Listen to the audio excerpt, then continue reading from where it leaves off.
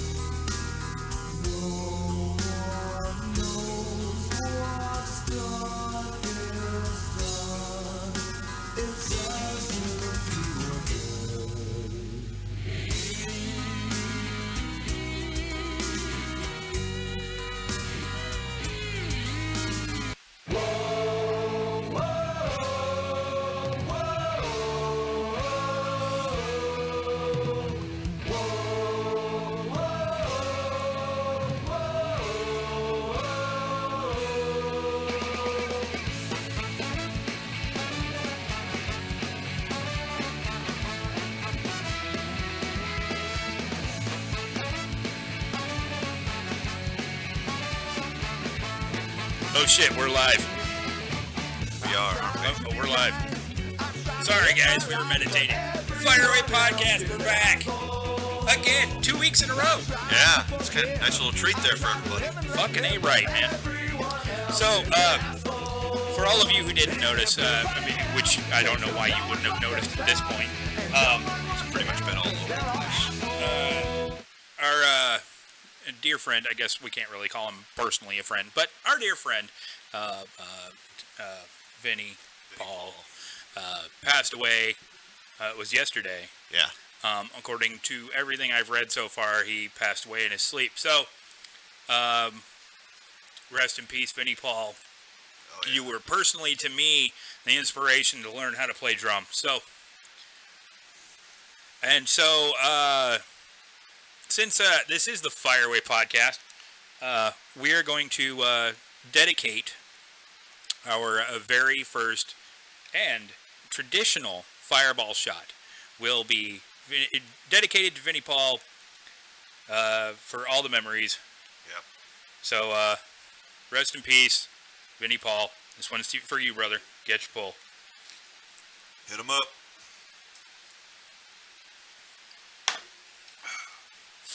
Oh, that one tasted sweet. It did. It did. It did. So, how's everybody doing? Yeah. Yeah, 2 weeks in a row, and we're hitting them up. Yeah. Hitting them hard. We better be careful. We might make this a habit. Oh yeah. Don't. Yeah. I don't know, man. So, who am I kidding? right. Anyway, welcome to the Fireway Podcast. If you haven't been watching, which I don't know why you haven't been watching, but welcome. Regardless, we always welcome the fans. Yep. This is a show where we talk about everything that makes us geeky. What the fuck is up with that fly? He is like persistent. He's like, can I come over here and sit? No. I think I'm just gonna come over here and fly for no reason. But, yeah, this is a show about everything that makes us geeky, from comic books to horror movies to collectibles and horror stuff. So, also, heavy metal music, because we are two very big metalheads. Yes. I.e. our Instagram. If you follow any of the bands that are following us at the moment, kudos for you. Yeah. And thank you. And thank you to everybody who's ever liked a photo, a video. Flies, man. I know, right? There's only one, and he's an asshole. Yeah, he's bugging the shit out of me. He's bugging. Shut up. You did that on purpose. Nobody likes you. Oh, okay. Hey, Lacey's on. All right. Hey, Lacey. Hey, Lacey. Anyway, for all of you who have been following us, like I said, thank you for following anything you followed, enjoyed any of the photos, any of the videos, any of the content that we've been bringing you, because we will just keep doing it. Any of the stupidity that you've seen live on YouTube and Facebook. Yeah. Anyway. Go ahead. No, I'm just... No, you go right on ahead. I was just kind of reiterating. I hope you didn't. No, it's all good. All right, cool. Anyway, this Smirnoff here has very special meaning, mostly because they didn't have anything at the store that I wanted to drink. Yeah, that's your excuse. But and Lacey says heavy on the stupidity. Yes, always. Truth. Your Mom says hi. Hey, Mom. Hi, Mom. Anyway, the Smirnoff, I chose the original this week because when I turned 21, I mean, it's not like I hadn't already been drinking anyway. He'll go away eventually, or he'll just piss us off, or we'll swat him, or something. Something bad's going to happen to that fucking fly if he doesn't leave us alone. Something bad. Anyway, continue with your story. Anyway, when I turned 21, and like I said, like I hadn't already been drinking anyway, on my 21st birthday, we went out. Me, Josh, and another friend of ours. And I don't even know why I bothered swatting him away. He was on the bottle. He could have just enjoyed the bottle, whatever's left over on the bottle. Anyway, this is my drink of choice on my 21st birthday, which after about 8 or 9 of them, I was literally falling off the curb. No, he was falling up the curb. I was falling up the curb. Yes. If you're going to, like I said, he was the only person I know that's ever fallen up a curb. Up a curb. But I did it. People fall down a curb. Hey, never up. What can I say? I'm talented.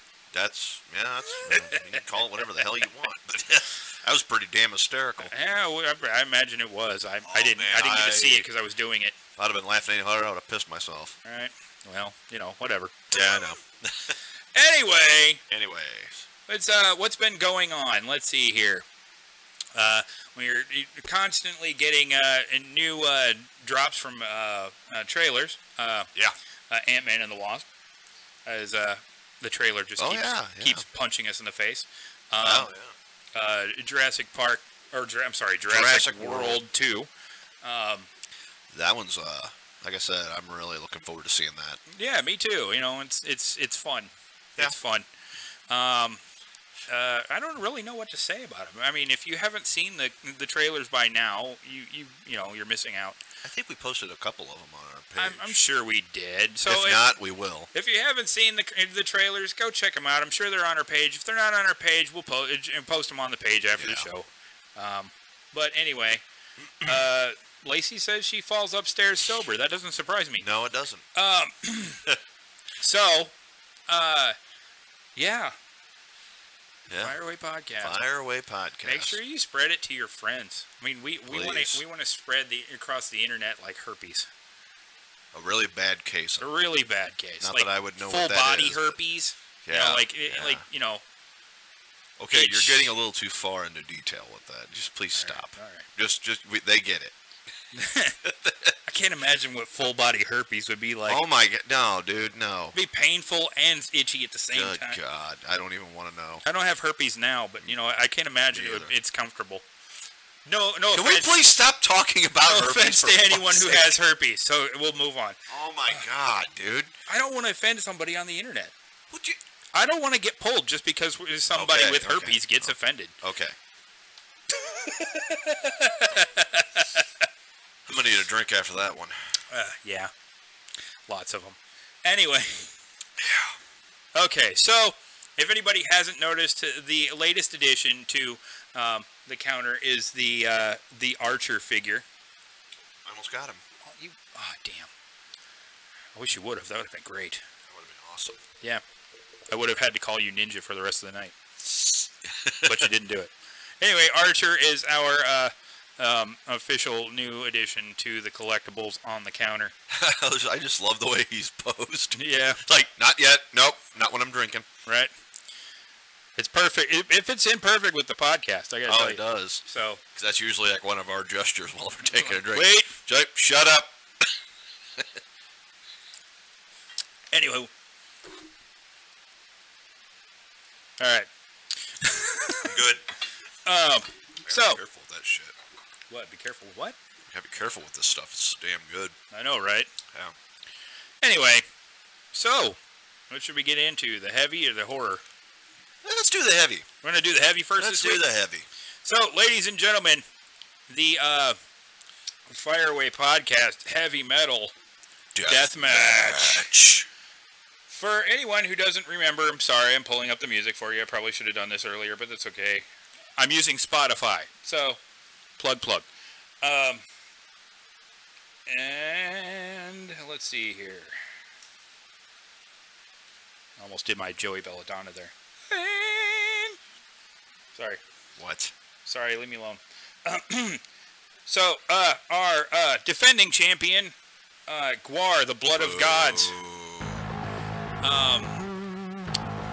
The Blood of Gods. I'm just going to do a quick recap. That way everybody knows what's going on here. Last week, we went up against Ghost. And I put it right back here. Alright, so last week, Ghost lost by about 2.5 points to Gwar. I'm pausing just for fun. What up, guys? First time listening. Hey, happy to have you. Yep, welcome aboard. Oh, and that was like the worst William Shatner impression I ever saw. What are you talking about? Oh, because I'm pausing. You're pausing between sentences. Just so you can Putting listen. periods where they shouldn't be. Anyway.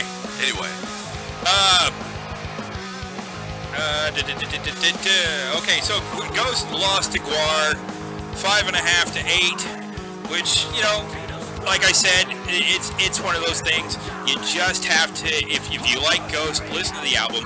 Personally, as compared to all the other Ghost albums, I like this one. So, but you know, it's not going to be one of those things I constantly have in rotation. So, whatever, it's fine. The Gwar album, like I said, it squeaked one out because I really don't like the new lead singer. If you mean he's I think I don't know really what it is. I think it just doesn't do anything. And, you know, he doesn't. Oderus Urungus had this feel to him. He was Gwar. I mean, he wasn't Gwar to the point where there was, you know. I think it just Dave Brockie just kind of brought that character to life. Right. No, and that's the character we were used to, and this guy has to fill his shoes, and he's not doing it well. But you know, whatever. Hey, whatever. You know, we're moving on to the next one. Screw it. Yep. Anyway. So Gwar is our defending champion with 8 points, and we move on to something else. But like I said, so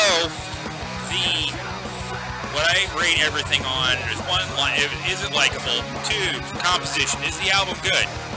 You know, is it well put together? Number 3, solid vocals. Obviously. have to have good solid vocals. Number 4, longevity. Will it stand the test of time? Where will it be in 10 years? Cover art. Is it metal? Number 6, face melting guitars. Are the guitars just really damn good? And let's see here. We got consistency. Does it stay metal all the way through the album? 8, mosh-worthy. Is it mosh-worthy? If it's not mosh-worthy, it's not metal. Let's see here. Is it really metal? Now, some bands will cross that line, some won't. But, you know, it will be metal. It's obviously metal if it gets the points here. Notable songs. Does it have notable songs? And yes, this one did have some notable songs. Shit, I threw it on the floor. But whatever. It's not important. And the bonus points if I like the album. If I personally would put it into my rotation, if I will follow this album on Spotify so I can listen to it later, that's where it gets the points. Alright. That having been said, again, our defending champion with 8 points is Gwar. Its challenger this week is Handpicked by Chucklehead over here. That's Mr. Chucklehead here. Right? Iron Reagan. Crossover Ministry, sorry. So. Good old thrash metal. Yeah. So good old thrash metal. Let's see how it fucking stood up against Gwar. Now, just for everybody's reminder, did I enjoy the Gwar album? No, it did not get the bonus points last week, but it's still standing firm at 8 points, like I've already said. I won't want to keep repeating myself, but whatever. I will if I have to. Anyway, so Iron Reagan is what you're listening to in the background right now. Anyway. Fucking love thrash, man. I know, I hear you. Me too. So was this album likable? It gets its very first point with that. This album is very likable. If you're a thrash metal fan, like this guy over here and myself, this album is likable. It's a very good album. Which brings it into composition. I gave it half a point because a lot of these songs aren't consistently long. Like, there are a few songs on here that are only 30 seconds long, and which really bugged me. Well, you know, it kind of... I knew you'd have some sort of argument for these. Well, I do. Because you hand-chose it. I've been listening to thrash metal for years. That's my preference. You see? Surprise, I don't spoiler alert. So, anyway... It kind of holds the punk kind of aspect of the music. You know, where it's just a 30-second blitz where it's like, at 30 seconds, you know, and you're getting into it and you're like, oh, wow. Yeah, right. That was kind of where I was going with that in composition. It's short, long, short, long, short, long. It's like, it's the insanity workout. So, I wouldn't know. I don't do the insanity I have done it. It sucks. I bet. Anyway, so solid vocals. As far as a metal band goes, your lead singer is the lead singer of Municipal Waste, so yes, solid vocals, he gets the point. Longevity, will it stand the test of time in 10 years? Okay, Anthrax has stood the test of time in 10 years. Testament has stood the test of time. Slayer has stood the test of time in 10 years. Will the thrash genre stand the test of time of 10 years? I guess only time will tell, but right now it's holding strong, and this album fits in perfect with it. So, well, the thing is with that is that right now there's so many coming out at this point. It's like the great, what I call the great thrash revival. Right. And I love it because it's taking thrash metal back to its roots. Right. You know, with DRI and fucking Suicidal Tendencies. Right. You know, all that, you know, that era.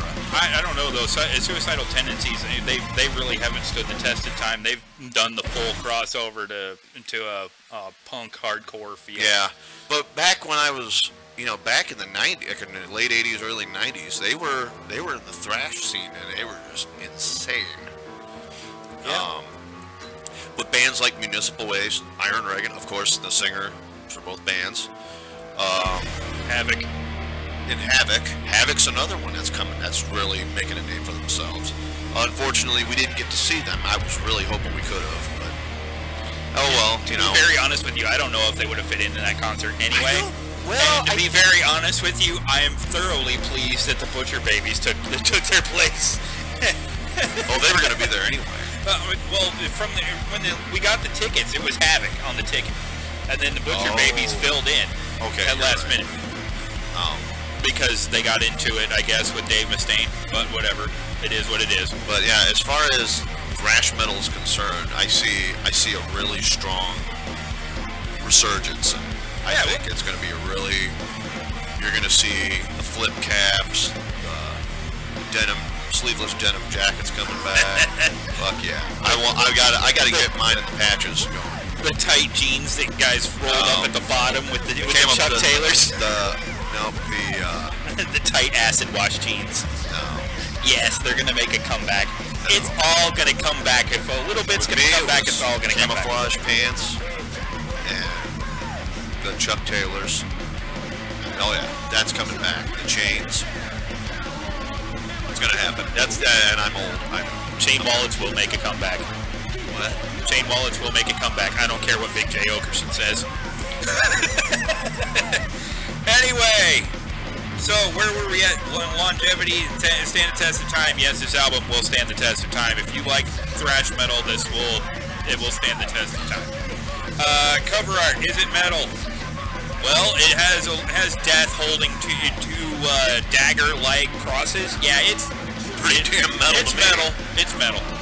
So, face melting guitars. What do you think? He saw.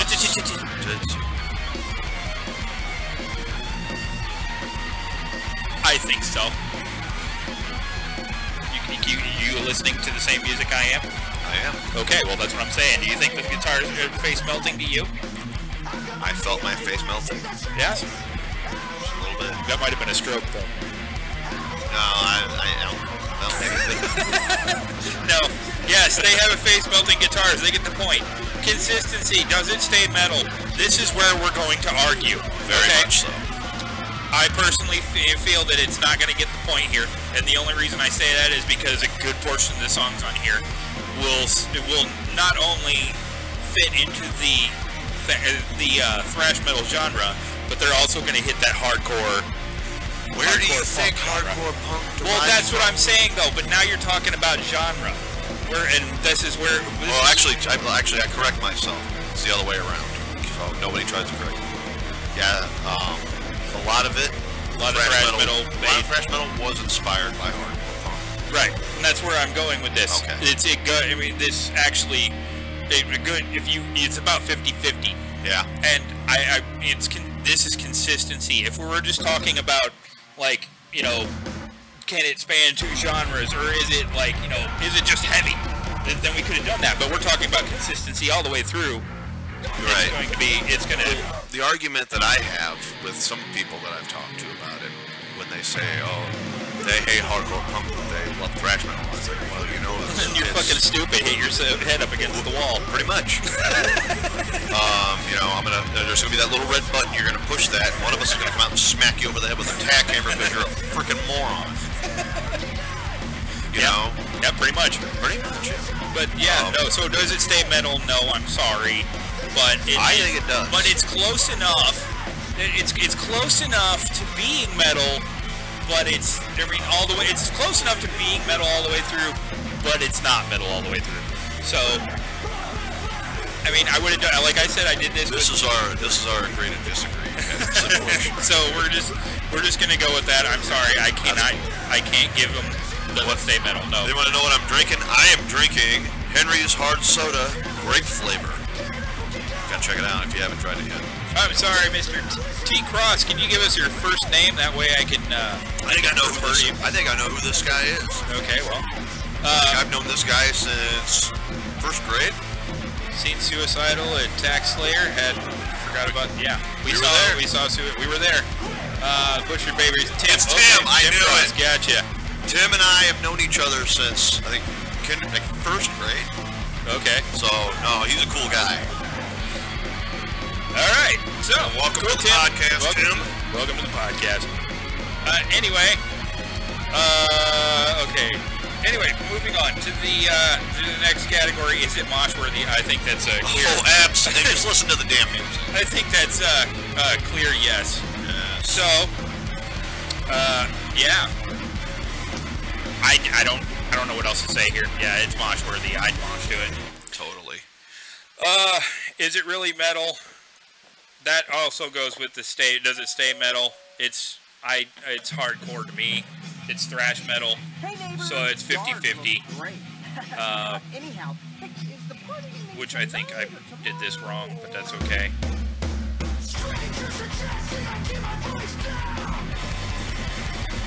Anyway, we're just gonna keep going. Yeah, it's a little bit of both, but you know, whatever. It's metal.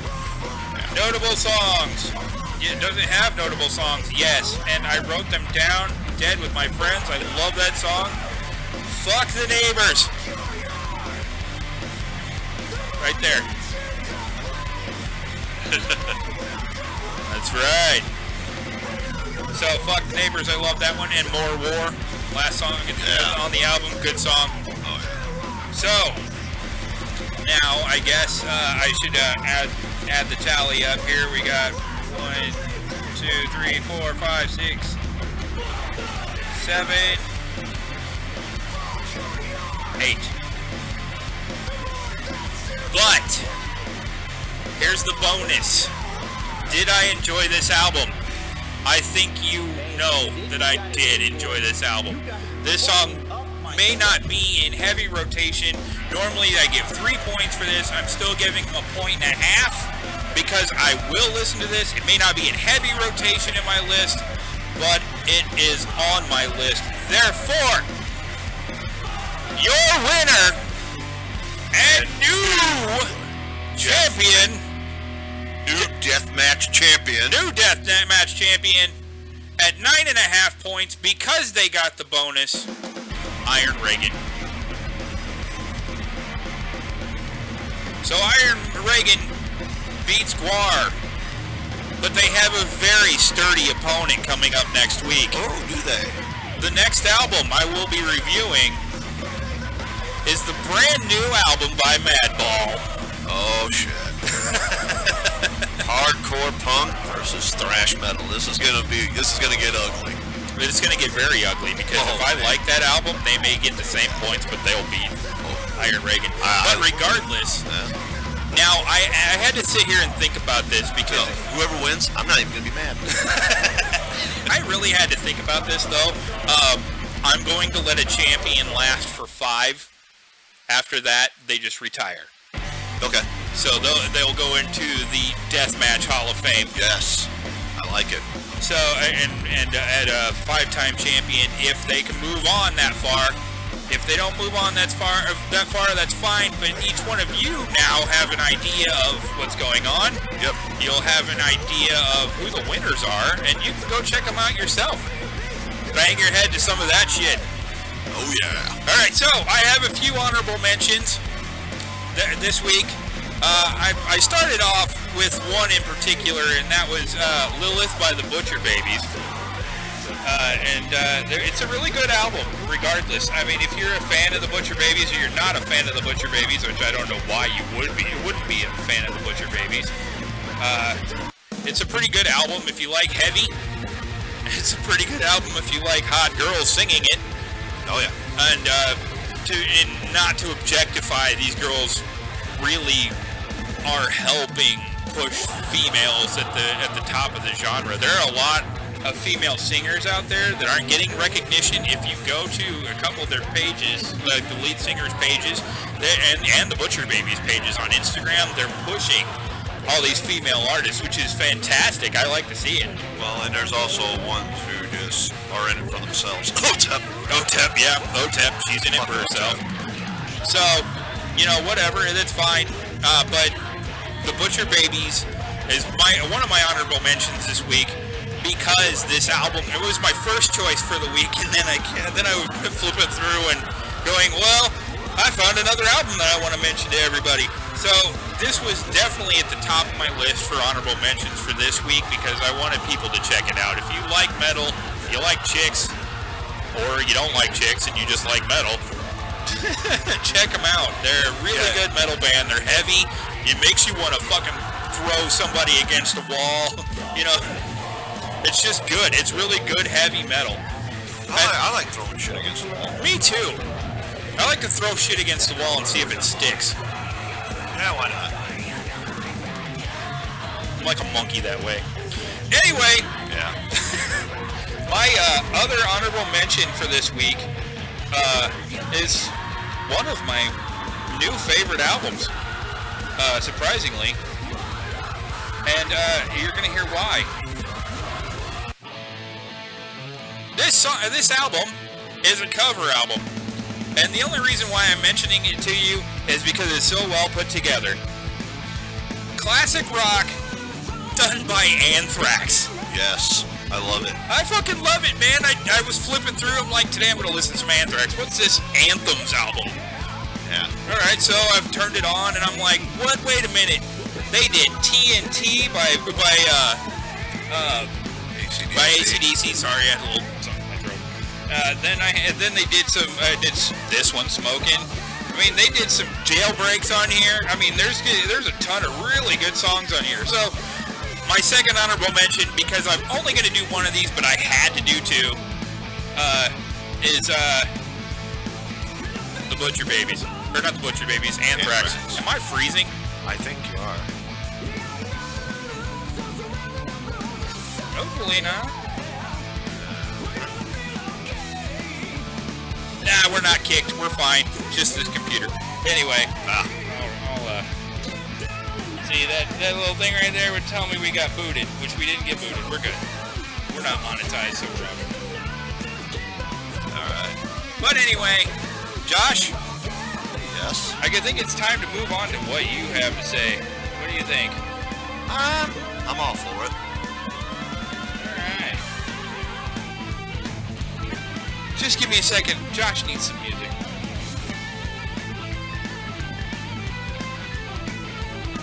Yeah, that'll work. This ought to be good.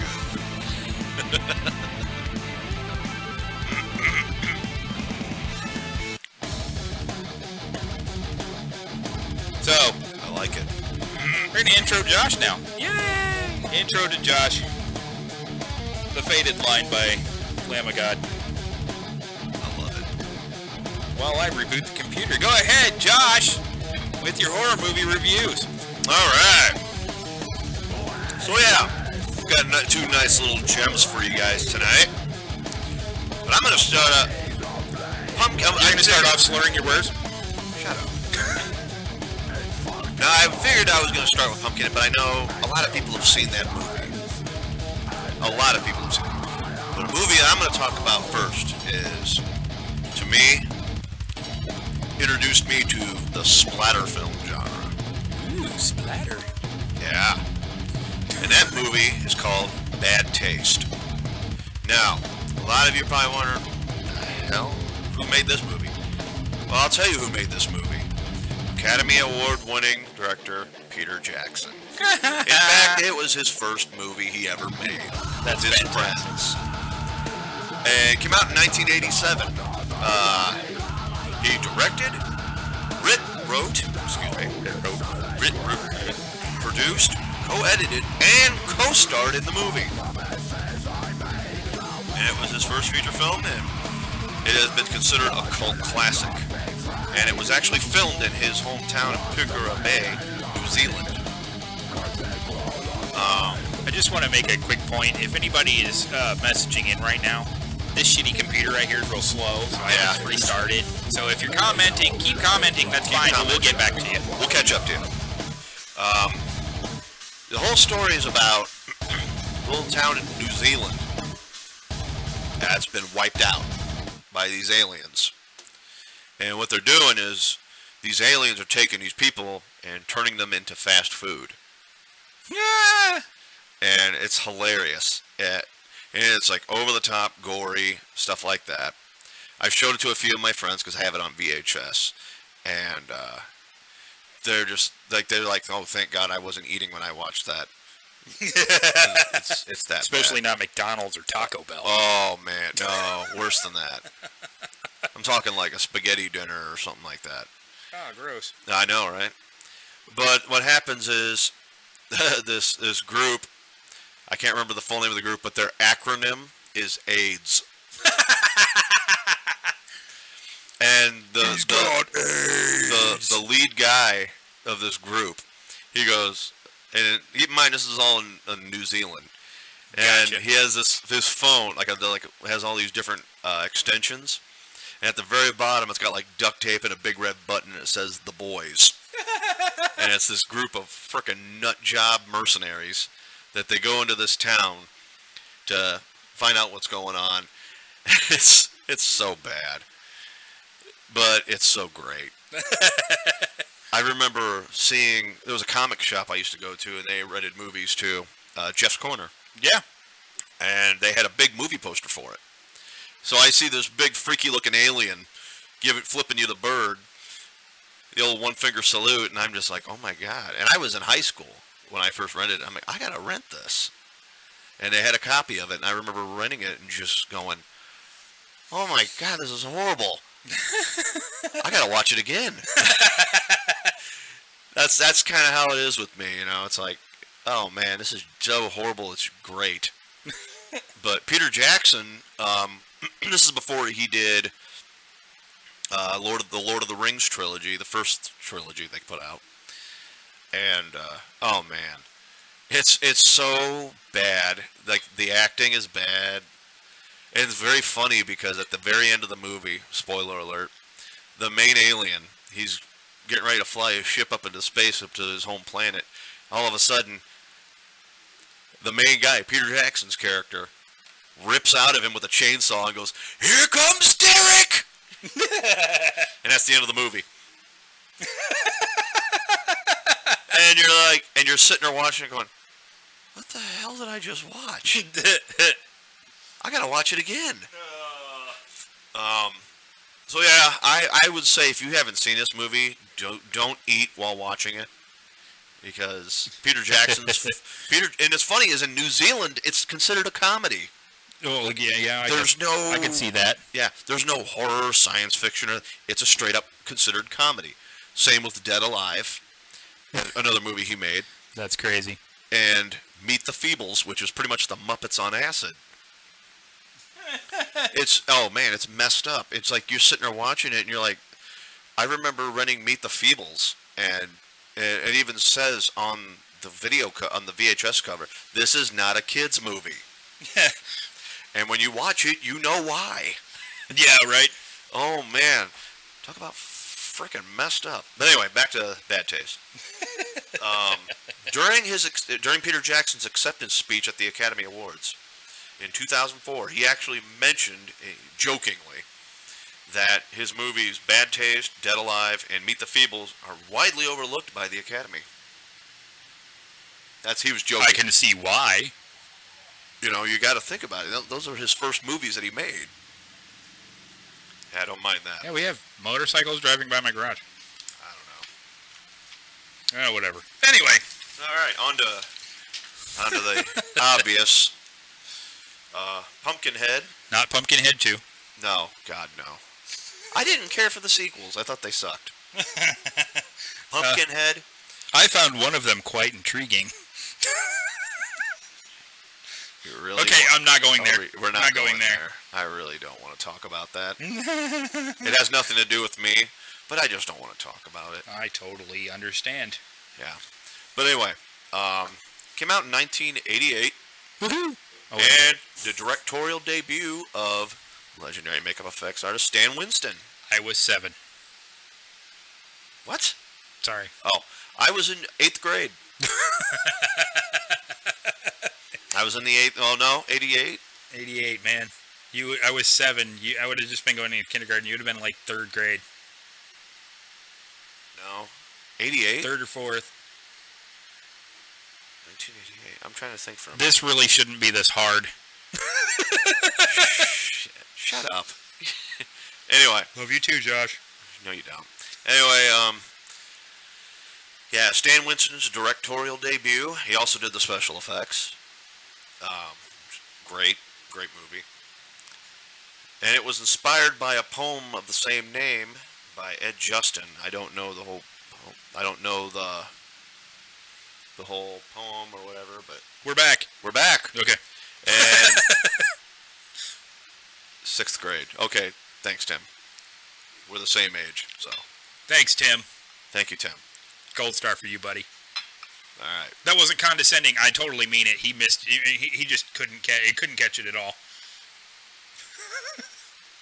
I seriously want to throw something at you right now. I love you too, Josh. No, you don't. Lying ass. Oh, that's right. 88 would have been 6th grade for us. Thank you. Okay, cool. Thank you. I actually would have been in 88. Is this hard to think about numbers? No, I would have been 7. So, 1st grade maybe? Yeah. First, second. I don't know. 88. Yeah, I would have been 7. Anyway. Okay, go ahead. The movie stars Lance Henriksen. It's kind of like a revenge horror film. Though I know a majority of you have seen the movie, so I don't really have to go into too much detail about it. But if you haven't seen it yet, by God, please, what the hell? Just go get it, rent it, check it out, buy it. It's on DVD and Blu-ray. What if they don't want to buy it? Tell them tough shit. Is it on Netflix? It was at one time. Oh. It's not now. I think it's on Hulu though. That's typical. Yeah, it was for when I remember. I think it was last year. It was on Netflix. I remember watching it a couple times. Right. God, it's like it's one of those movies that's in my rotation. It's like I'll just sit down one day and be like, I haven't watched Pumpkinhead in a while. Right. And I have the VHS and the DVD, so whatever I feel like watching, it's pretty cool. I hear you. So yeah, great movie. Got a nice kind of a dark vibe to it. So. Do you remember the movie at all? I do. Okay, just making sure. I've seen it enough. Are you trying to say I don't remember? No, I don't. I'm not saying you don't remember. You're implying it. I am saying I didn't know if you watched it or if you just reviewed it. I've watched it. Well, I know you watched it, but have you watched it recently? About maybe 2 weeks ago. Oh, okay. Anyway. I'm fucking with you, Josh. It's fine. I know. You just shut the hell up. That's why I don't like you. You're a liar. That's true. I'm your best friend. I know. This is the best you got. God damn it. And I meant that with love. Right. Okay. Anyway, some good horror news coming out this week that I've been catching up on via Bloody Disgusting. Clive Barker and Morgan Creek Pictures are actually coming out with a Nightbreed TV series on the Sci-Fi Network. So, there's been... Are you done? God. I'm sorry, I'm having a good time. It's the Fireway Podcast. My kids don't even give me this much shit. God. Anyway, but yeah, there hasn't been a release date yet or much on the plot of the series or what they're going to be doing with it or who's even going to be in it. But Clive Barker is connected with it. So, should be good. But it's going to be on Sci-Fi, so it'll be edited all to hell. Duh. Because if anybody's read the book Cabal, I have. It's going to be... Now, to be fair to Sci-Fi, at least they try to push the boundaries where a lot of other stations don't. You know what I mean? It's true. Yeah, so, it may be edited or trimmed down, or maybe they won't use as many F-bombs, but Sci-Fi... There really wasn't any F-bombs in Nightbreed. Right. So, it very well could be fine. You never know. The violence factor, look what AMC's doing with The Walking Dead. They're really... don't even get me started on that. But, if they're willing to push it that far, like with people being eaten by zombies or whatever, I think what would go on in the Nightbreed series wouldn't be too over the top. I think we're looking down the barrel of a future on television that is going to start showing boobs after 8 o'clock. Oh boy. Okay. It's okay. I mean, no, just I'm not talking like HBO boobs, which isn't just boobs, but PG-13 boobs. Oh. Good solid side boob. Quick flash. Whatever. But I think we're getting down to that point in time where people are less prudish and like allowing it to happen. Boobs. Sorry, I'm just reading what Tim wrote. But whatever. I mean, I think that's probably what's going to happen in the near future. After 8 o'clock, 8 or 9, whenever it's classy. Yeah. A little classy boob for classy after 8 o'clock. Classy.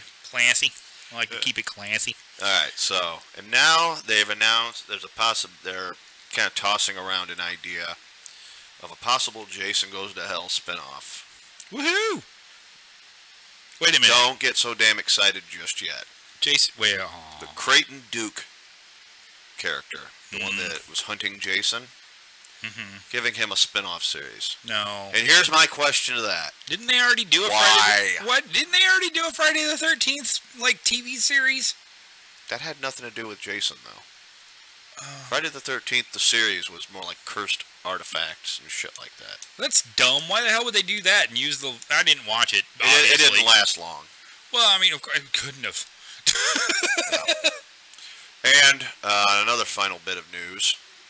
Don Mancini has been teasing a Child's Play TV series, which will be I don't know if I'm okay with that. I actually might be, because Brad Dourif is on board. Right. And Don Mancini's in on it. I mean, so that's got to be good. Right. It's going to be a continuation, but it's not going to eliminate the movie frame. It's not going to eliminate any possible movies in the future. Right. So, Cult of Chucky, like I said, I kind of gave my thoughts on that. I did. It's kind of grown on me because some of it is pretty comical in some aspects, with some of the little one-liners. But as far as a TV series, I'm on board, but I'm a little skeptical. Sorry, no, Rick just texted back. Yeah. He's buying a new car. Yeah, son of a bitch. What else? Oh, there's going to be a movie coming out next month. I didn't even know about it. I found out about it last night. A guy at work was telling me about it. And and Sam Elliott's in it. Well, that's ought to be interesting. Oh yeah, Sam Elliott. Are we talking about horror movies though with Sam Elliott? I don't know. Well, let me finish what I'm with. Okay, continue. The name of the movie. No, everybody, stick with me on this. Even you. Oh fuck. The Man Who Killed Hitler. Then Bigfoot.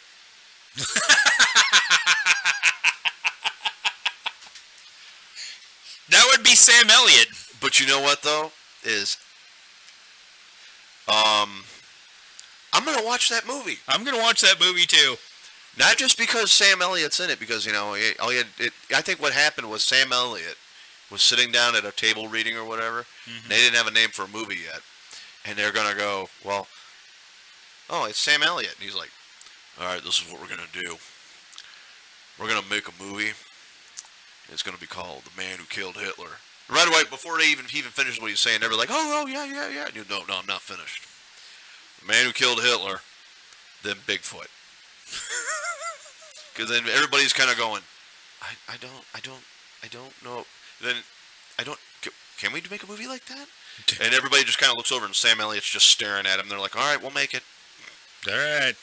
It's kind of like Danny Trejo when he shows up on the set of a movie. It's like, he won't leave. He comes in, I'm going to be a part of the movie. Okay. But we don't have a part for him. It's Danny Trejo. I'm not going to tell him no. Yeah. He will never leave, and he never wears a shirt. And he's carrying doves. I don't know where I'm going with this. I don't either. I just felt like that needed to be added in. Right. I'm sorry, I'm just texting Rick back to call in whenever he's free.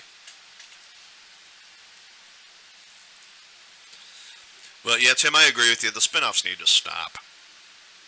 Enough's enough. So, I'm with you on that. Yeah, no, I'm totally with you. No more Walking Dead spin-offs. Stop it. Please stop. This spin-off to Roseanne, I'm not going to watch it. Not in my house. Nothing against the cast, but you're talking about the cast of Roseanne. I'm not going to watch Roseanne without Roseanne. Sorry. I know she did something stupid, but, you know, again, at what point did we stop accepting apologies? I don't know.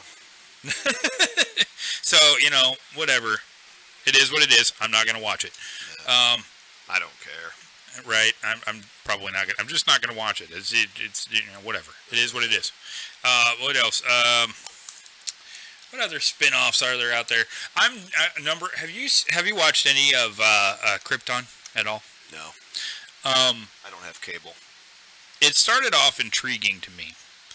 And then it's become this weird, unfitting.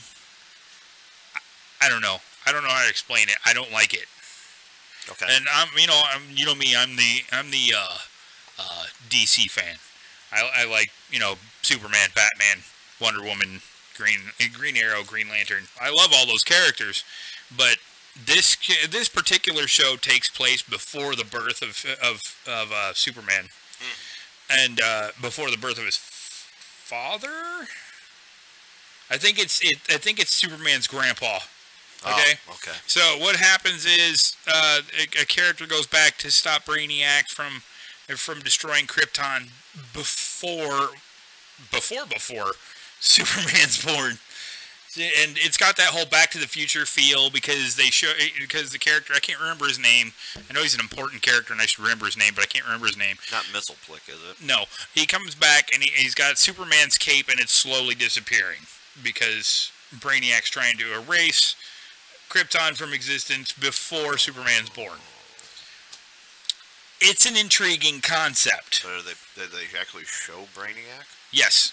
Brainiac is in the show. He hasn't really made a solid appearance. He's made a quick appearance, but he will be in the show. Okay. So, you know, I'm okay with it being a show. It's on Sci-Fi, but it's not a show that I'd have in heavy rotation to watch. I can't do it. As far as other shows, the other comic book shows that are on the air are still going strong. I think they're all fine. Like I said, I'm waiting for the Punisher. Yeah, I seen that season 2 of Luke Cage just came out. Oh yeah, Actually, it came out last month, I think. Yeah, last night. I haven't had a chance to sit down and watch it. But I didn't mean to draw away from that, but we were talking about spin-offs. Yeah. And, you know, these are all things that are spinning off from everything, and I think that Superman show, or not Superman show, the Krypton show is supposed to be part of the DC cinematic universe. I found out that Michael Bay at some point was going to make a Lobo movie. Uh-huh. And that makes me just want to get on a plane, fly out to wherever he lives. Oh, no, just hold on. Fly out to where he lives, find out, you know, find his mansion or whatever fucking shithole he's living in. It's going to be a mansion. That man made some hella fucking bank on Transformers. I don't care. I'm going to go up to his door, knock, and I'm going to crouch down. The minute he opens the door, I'm going to punch him square in the nuts. Now, and the first thing he's going to say, probably say, is why. Well, first, and I'm going to look at him and go, you know why? Don't fucking interrupt me when I'm going on a rant here. Okay, but I'm going to tell him, you know why. I want to rebut this because we know that any Lobo movie out there should be full of explosions. Explosions, a body count. And Michael Bay is the man to bring you explosions and a body count. No. Big budget explosions and a body count. Yeah, it'll be all CGI and Megan Fox will be in it. Sweet. No. She can't act. They're gonna have they're gonna have Shia LaBeouf playing Lobo, and I'm gonna be pissed. Megan Fox does not have to act. True, but they're gonna have Shia LaBeouf. All she has to do is that scene where she's bending over trying to fix the car again. Well, I'm good with it. Oh, okay. Just cut that right out of Transformers and put it into the Lobo movie. I'm good. Oh, okay. Well, that would make sense. As long as we know where my standards hang, right? Yeah. Right between my legs. Wow. But no, they'll have Shia LaBeouf playing Lobo, and it's going to piss me off. And yeah, well, that would piss anybody off. I think that would piss off Shia LaBeouf, and he'd probably start screaming at a wall again. Probably. Is that gone? He will not divide us. You're yelling at a wall. Wait, that's a house plant. Knock it off. Yeah, so, whatever. It is what it is. Yeah. We'll see how it turns out, just like everything else. Like Jamie Foxx being Spawn. I'm kind of on the fence. I don't mind Jamie Foxx. I didn't think he did so bad as Electro. Sorry, man. I did not like it. Didn't like it. I liked it. I didn't think it was that bad. But, however, he has done some great movies. Yeah, he has done some great. He did. He played Ray Charles to a fucking T. That was a good thing he did. That was great when he played Ray Charles. But as Al Simmons, I guess I'm gonna have to see it because everybody said that about Michael Keaton when he played Batman, and he did a great job. Well, and a British actor playing Batman also. Christian Bale. I don't know. I can't really. I still can't get past the Bat voice. I'm Batman. I've smoked too many cigarettes. Yeah, it was. It's not what I do. It's the cigarettes that define me. I just wanted to sit there and go, he sounds like one of those guys that, like a comic book convention, that really thinks he's Batman. Right. Speaking of, I guess it's over now, but the Planet Funk Con was this week. How'd that go? I didn't go. You didn't go? Well, you didn't go either, fucker. Dude, I had to work. You could have fucking skipped out on a few hours of sleep. We didn't have to be there all day. Anyway, Planet Funk Con happened. I assume it went off without a hitch. I guess we'll have to make sure we go next year. Yeah. As long as it went well. I mean, I guess. I haven't heard anything. I haven't heard any negative. Well, I haven't heard any negative, obviously, but I haven't heard anything, period, really. So, it could be good, could be bad, never know. We'll find out, I'm sure. Yeah. We do have another con coming up, QC Comic Con. Or what is it? I don't know, whatever. It's the one at the River Center.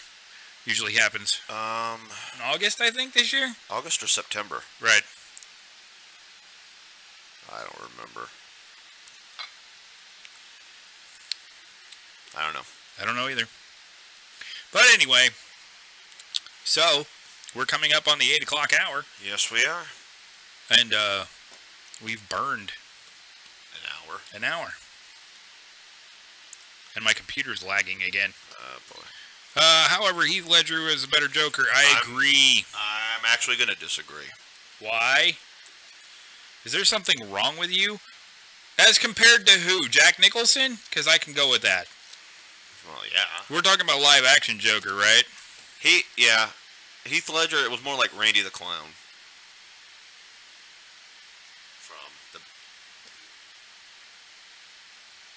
Don't look at me like that. I'm going to look at you like this. Tough shit. Don't look at me like that. You know I'm right. What the fuck, man?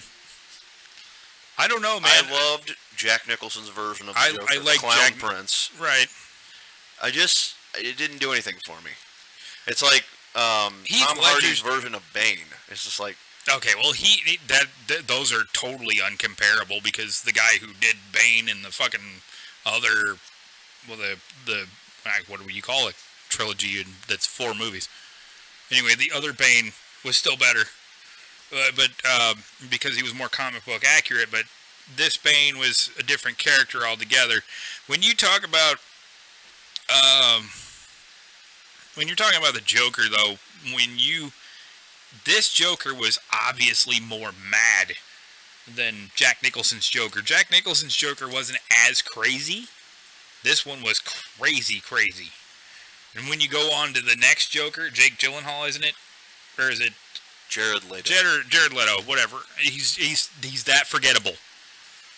and they don't need to continue with it, but they're going to. I remember watching Suicide Squad and had zero expectations for it. Definitely respect to Jack Nicholson, though. Yeah, definitely. I agree totally, Tim. He was my favorite one. Next to Cesar Romero. Right. But that was just, you know... They're all different versions of the Joker. Yeah. Cesar Romero, being as iconic as he was as the Joker, I mean, it's just, I don't know, he was I don't know what to say about it, be honest with you. He was fantastic as Joker. Guys, sorry. It's alright. Josh is falling asleep again. Yes, Caesar was the OG. Yeah, definitely. I don't know, man. He was definitely he was the icon of all of them. I think he's probably I mean, he may not be the most recognizable of them all either, but he's iconic. He's the one who brought it to television and made it what it was. Yeah, he was enjoyable. He was comical.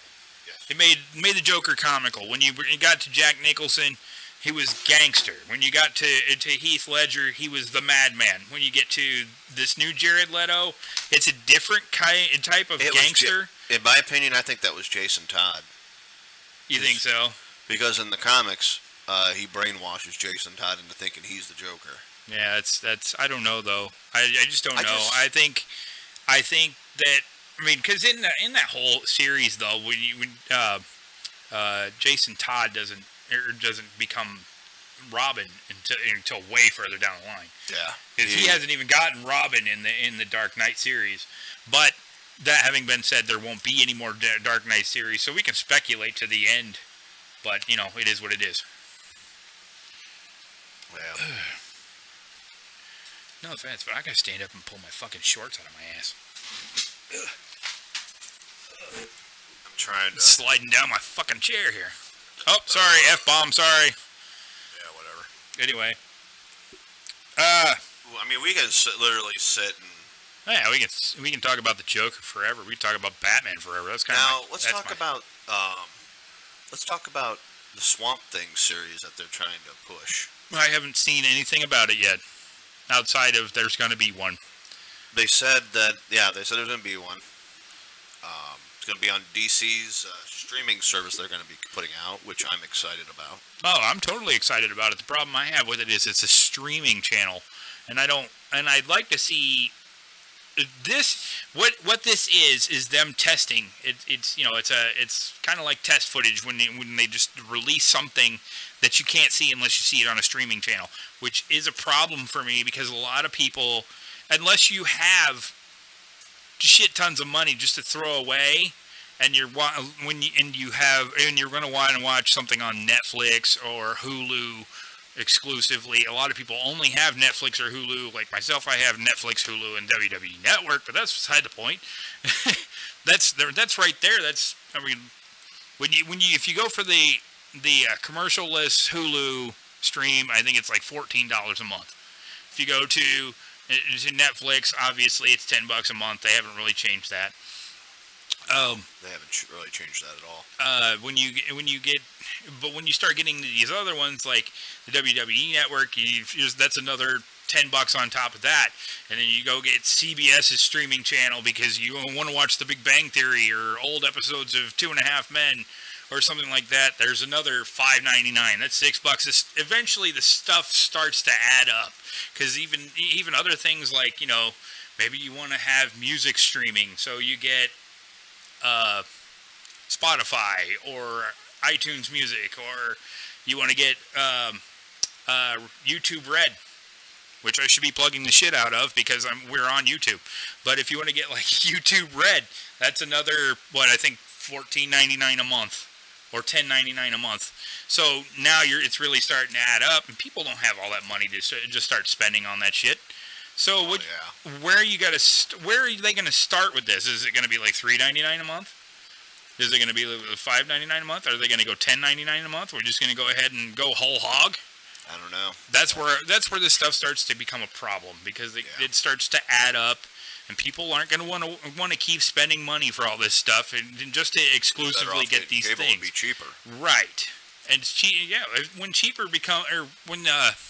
when cable becomes cheaper than getting all these streaming services, that's when people start to pull back and say, well, maybe I should go back to Dish, or maybe I should go back to cable, because you're also talking about internet streaming, and you got to have a high level of internet and this and that, and it just becomes a giant pain in the ass. I heard that, not to get off that subject. No, you're fine. Disney counter-offered. Oh, yeah. I saw that, too. My nipples got hard when I heard that shit. Sorry, my penis cannot get any more erect. I'm trying not to curse.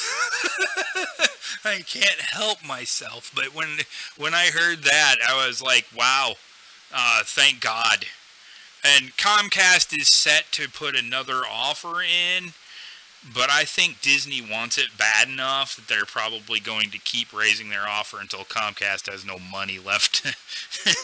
I think that's what's going to happen is Comcast is just going to say, all right, never mind. I mean, Disney already bought Hulu. Yeah. They've already bought, they already own... Now, are they going to do where everything is going to go to Hulu? Right now, there's a good portion of their stuff already on Hulu. You can watch a good portion of the Disney movies on Hulu.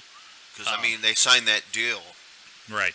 Where, I know all the newer stuff's going to be on Netflix, but I guess they're going to be taking that off there now? Yeah, they're going to pull they're going to pull most of Marvel's stuff off there. I think the only stuff that's going to stay is the stuff that's already on there. Okay. Which would consist of, Thor Ragnarok... both Guardians of the Galaxy movies. Guardians of the Galaxy movies, Doctor Strange, and then the animated movies that are already on there. And then Civil War. Right, and Civil War. So I think eventually, knowing Disney, they'll probably pull all that stuff off there. They'll pull the Marvel TV shows off there and move them over to their streaming service, which they plan on doing, or they'll put them on Hulu. And I think if they were smart, they wouldn't make an extra streaming service, already cash in on what Hulu's doing, and just switch it to Disney streaming or Disney, Disney Web, Disney Live, whatever the hell you want to call it. That's the smart thing for them to do. But knowing them, they're probably also going to go for deep pockets and have them both. That's where the money's at, obviously. Right. So they're going to go where... Okay. I mean, if we really think about all the side projects that they have what the fuck? They have Hulu. They got obviously they're going to have their streaming service. They're probably, I don't know if they're going to cash in on that and have a Marvel streaming service on the side, which would be something different. If they were smart and did it that way, they'd make a killing. Oh, yeah. There's a lot of, I know a lot of people, including myself, that would make a Disney service and then tack on an extra $2 to have the Marvel package, which would be a good way to do it. Very true. They also, on the side, they have ABC, ESPN, and if they bought Fox, they're going to have Fox Sports. Because Fox only wants to keep their news sources. So they don't want anything else. They just want to get rid of all that and keep those news. Which I think is stupid. Yeah. But, when you really think about it, yeah, it is pretty stupid. Fox News is like the #1 rated not Fox station, but news station on the air. So Fox News is going to win out of all that. But there's no cable competition in our area. Yeah, it sucks. Netflix with DirecTV streaming is all you need. Yeah, I agree. I'd agree to a point. I think Hulu does have its value because it has its own shows. You can watch some shows as soon as they go off the air at the end of the season. That would be your DC TV shows, Arrow, Supergirl, The Flash. They also have WWE. Right, Raw and SmackDown the day after the day after, yeah. Which they also have NXT and Total Divas and all that stuff on there. If that's your thing, but it's all on there.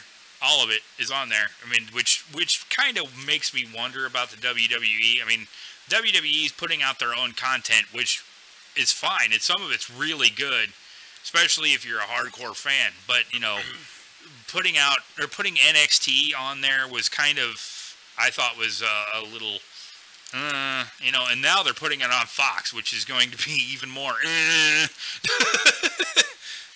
You're kind of sitting there going. But you'll go through like 12 emotions in like 9 seconds. You're like, the real question is, why would they put NXT on Fox? Do they think that will be their number one brand? That's the question I have. Because NXT, I mean, yeah, it's a good brand. Don't get me wrong. It is a good brand. I've been watching it. And at the last NXT takeover, CM Punk was in the crowd. Oh, he was. And they showed him. Oh. Right after Dana White fired him. So. I didn't even know Dana White fired him. I haven't been paying attention to that. No, let's go ahead and talk about that. Dana White. Let's talk about that. Dana White fired, well, I think it was Michael Johnson that he fought, or something Johnson. We'll just call him a Johnson. The what? His last name was Johnson. I say let's just call him a Johnson. Okay. Anyway, he made a Johnson of himself when he was fighting CM Punk. And well, I mean, at one point he stopped and tickled him, man. Yeah, he was beating CM Punk so bad he tickled him. Let that sink in.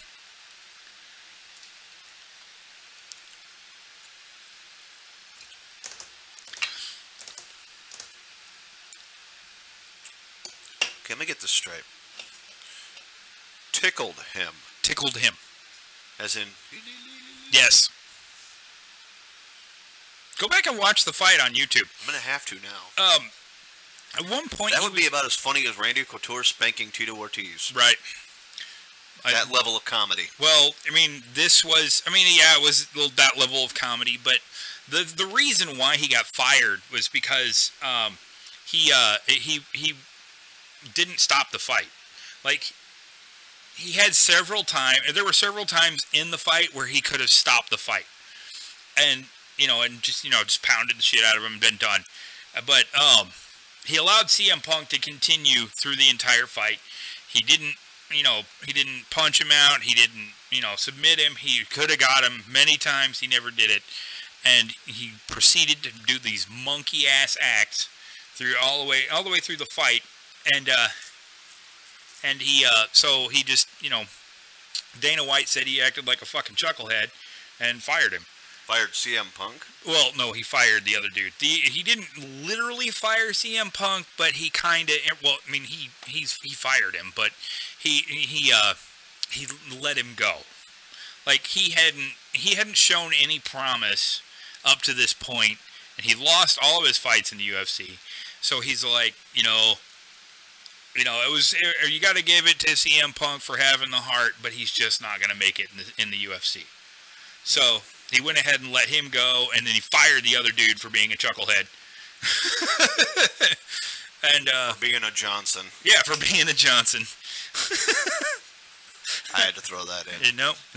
Johnson was being a Johnson, so he got canned. For being a Johnson. So yeah, I almost said chucklehead. So chucklehead.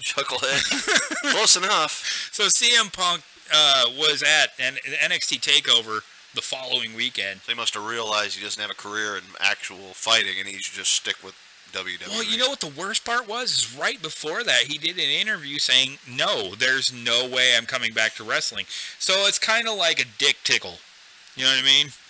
He's just like, I'm not going to do it. And then he shows up. Is he going to show up, or is he going to compete in NXT? Like, I'm going to make you think. Is he going to compete in NXT, or is he going to go back to the main roster? Or are they just going to say, you know what? No. Which would be stupid of him. Because, he did so well. They're not. I'm honestly.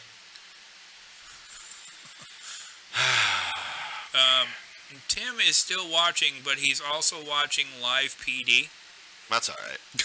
It's all good, man. It's fine. Cool. So don't worry, man. We're just glad to have you on, just like everyone else. Yeah. So, again, 2 of them. all of you who are watching, don't forget to follow us on Facebook and Instagram and Twitter. Instagram is Underground Geek, though, because we're still working on the website to put it up. Yep. It'll get there. I'm sorry. It's just I've been slow really going. kind of, a lot of the guys at where I work, they're, oh, so you guys doing a podcast this weekend? I'm like, yeah, well, yeah. But yet I never see any of them on.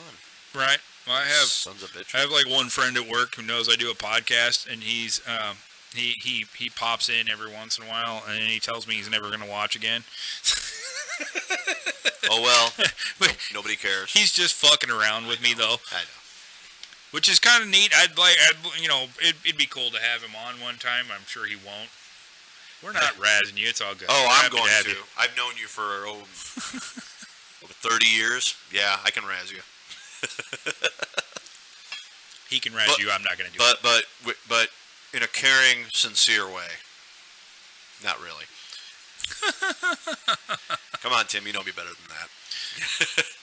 Anyway, so what else has been going on? Well, we had the Money in the Bank ladder match last week. Oh, okay. And the Monster in the Bank. The monster among men, I almost said Braun Strowman. Braun Strowman won the men's Money in the Bank. Alexa Bliss almost broke a record. She won the women's Money in the Bank match.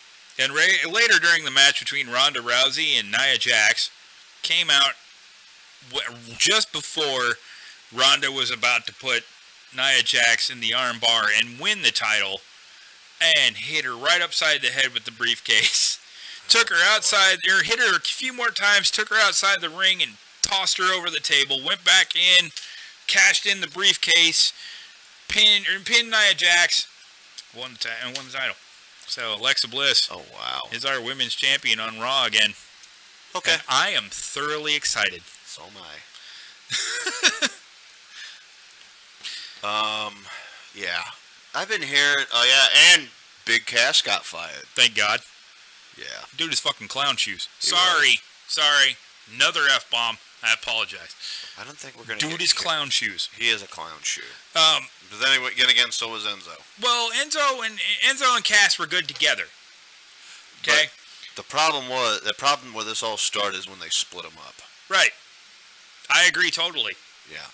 When they decided to split them up, and Enzo had to go on to become the moron. Well, I mean, he was still Enzo, but he went on to 205 Live, which I can get it. He does seem like a cruiserweight, and it's in the way that he's small. But he really wasn't a solid wrestler like the rest of the 205 Live crew. Which I don't care, because I don't watch 205 Live. I don't really care about cruiserweight wrestling. I don't think anybody watches 205 Live. I had heard they're going to cancel. I don't think the guys that are in 205 Live watch 205 Live. You know, it's a bunch of guys. The people who do watch it, they're just they're a bunch of guys. It's cruiserweights who are hardcore wrestling fans, and I'm not. I'm a hardcore wrestling fan. I'm not a hardcore wrestling fan to say that I watch all the other brands, and I don't watch 205 Live. I'll watch NXT every once in a while. The rest of it just doesn't interest me. I have my favorite guys that I like to watch. Braun Strowman's one of them. Right. I'm really digging Ricochet. Right. Who else? Also known as Prince Puma on Prince Puma. Lucha Underground. Yeah. Logan was watching with me. I was showing him Ricochet on NXT, and he goes, "Oh, I like that guy." I said, "Does he look familiar to you at all?" He goes, "No." I said, "Because there's no mask." Yeah, no mask. And he goes, "What are you talking about?" He goes, "That's Prince Puma from Lucha Underground." He went, and his eye, I'm not kidding you, his eyes got like this big. "That's Prince Puma?" I said, "Yeah." And then I showed him the video where him and the Velveteen Dream are having their exchange. He does the flip over the ropes? Flip over the ropes. And Logan was just in shock. He had to watch it like 3 more times. Right. And who's that one tag team? Oh God, who are they? It's they're like big burly guys, and the one guy he looked like, I think he went by Warthog. Okay. And Indies. I can't remember their names though. The big Viking dudes? I think so. I can't remember their names either. But they're pretty cool. I liked them. But they have a couple of good guys. As far as okay. But he wasn't razzing. He didn't mean razz. He said no. Don't take. No. Tase. Tase. Fat finger syndrome. Don't tase you, bro. Oh, okay. Personally, I'd love to see somebody get tased, but not myself. No, me either. I don't want to piss myself and scream like a little girl. That would actually make me want to watch it more. Well, ditto. But still, I'd want to watch me do it. Like, I've actually watched somebody get tased at a demonstration. If you ever get a chance to watch that shit, go on YouTube, hashtag YouTube, and check out all the videos that they have on there of people getting tased. Oh, it's hysterical. There's one guy, he's you know what, Tim? I agree with you. It's time for a shot. Let's do a shot. Man, what the hell? Yeah, why not? Time for a shot. Tim, you gonna join us? Yeah, Tim. Mandatory. Anyway, for all of you other fans that are watching, if you're not watching, that sucks. But, you know, for those of you... This will be it for me, by the way. Trying not to fall asleep. Good point. But did you finish that 5-hour energy over there? No, it's still sitting here. I haven't even opened it. Well, what the hell, man? Well, we'll see how it goes here in the next couple hours. Hey, we're doing fine right now. For all of you who, tase him, Josh, entertain. Evidently, he thinks I have too much energy. I have no taser. My mom's got one. I can see if she'll let me borrow it. No. Just gonna be sitting here randomly out of nowhere. Just go, oh yeah, by the way. I'll do a shot of Ozark Distillery bourbon. Yes. There you go. There you go. It's a shot. So,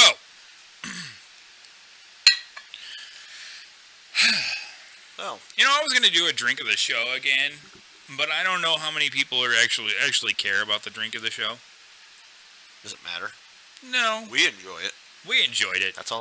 But, you know, all those people out there who should enjoy it, I don't know if they are enjoying it. So, why not? Right now, the drink of the show, Fireball Cinnamon Whiskey. God, this stuff is awesome. Fucking love it. I'm even rocking a t-shirt.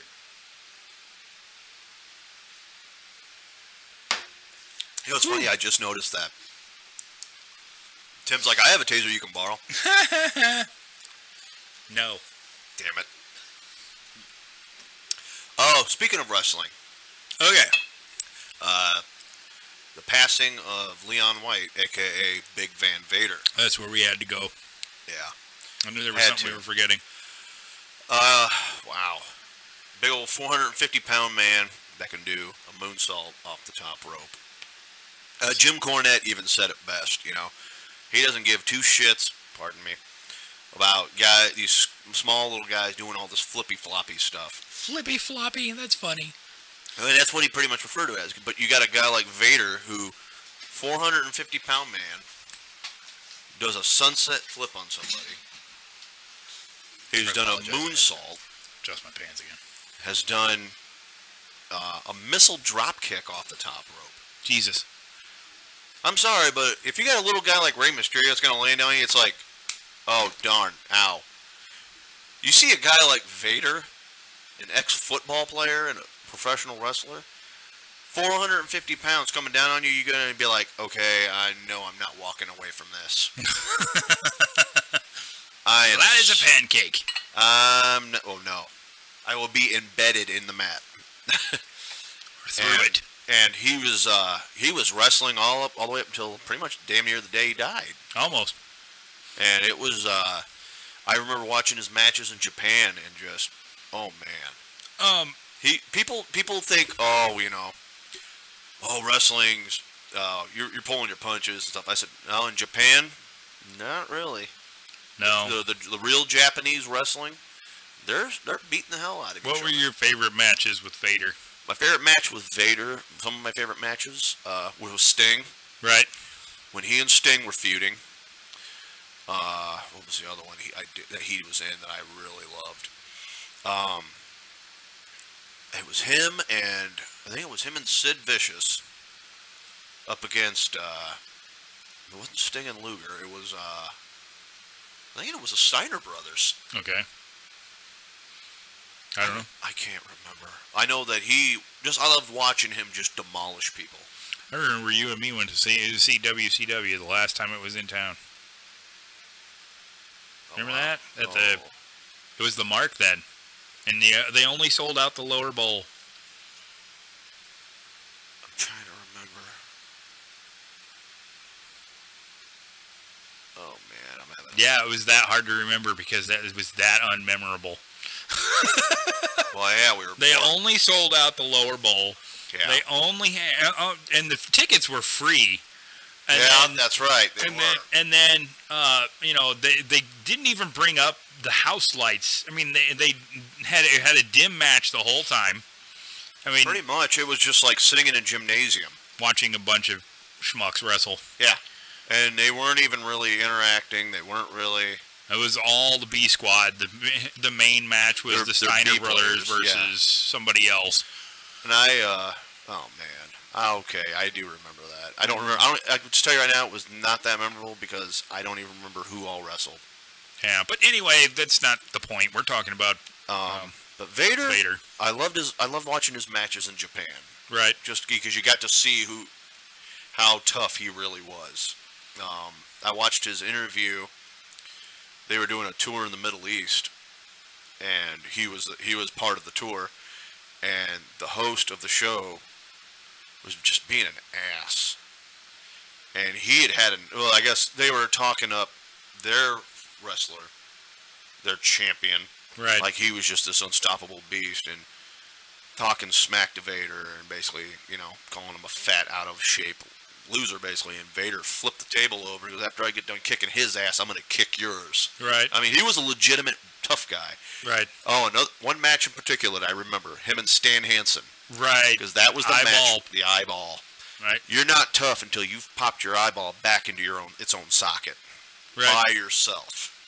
Yeah, no, I mean, I remember hearing about that. I watched that match. Right.